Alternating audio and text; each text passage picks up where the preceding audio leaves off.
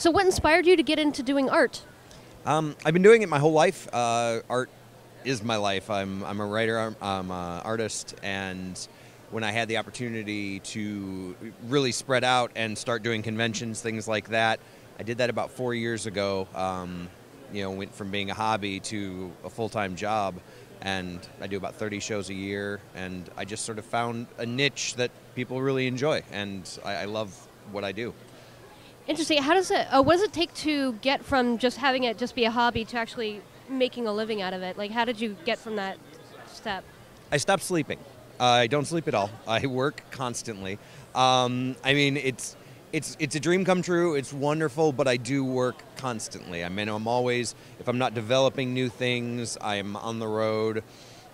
It just takes a lot of work, and it's about developing a fan base, and it's listening to people and keeping your eyes open to pop culture and seeing what people are really into right now.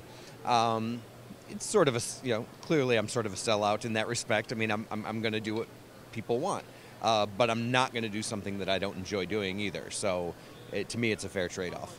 So you're living your dream pretty much.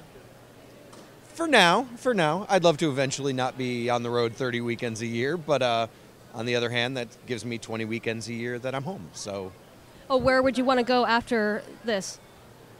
Well, right now, the big idea is to develop a fan base, and then be able to spread from there with my own original things, my own original books. I've written children's books and novels, and I'm currently working on KnowMySmile.com, which is a series of learning tools for children with autism.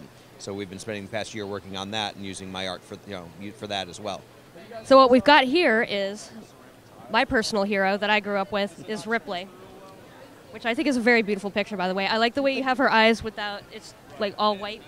Very excellent style. Thank you. And then also the Xenomorph from also my favorite movie. I would love to have him as a pet someday.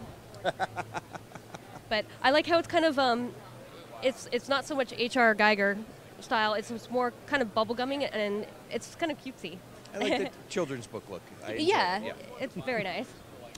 And then finally, The Predator, another favorite movie. It has to be. Yeah. Very, very nice, excellent artwork. And it's going to be on my wall later today when I go home. And so do you have like a Facebook page or just a main webpage, or is that the main webpage? Yeah, if you go to HeroSquares.com, that's my main page. But there's also HorrorSquares.com, and HorrorSquares.com is dedicated strictly to my ABCs of Badassery, which is all horror characters. We've got over 100 different, everything from A is for Ash to Z is for Zool.